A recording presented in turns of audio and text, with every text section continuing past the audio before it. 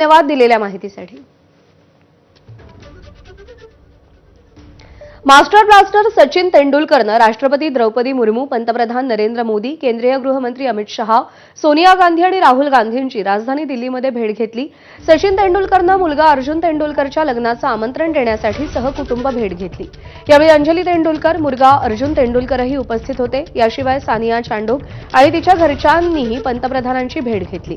August 2025 मध्ये अर्जुन आणि सानिया यांचा साखरपुडा पार पडला होता आणि यानंतर आता 3 मार्च रोजी लग्नाचे विधी सुरू होणार असून 5 मार्चला मुख्य समारंभ होणार आहे।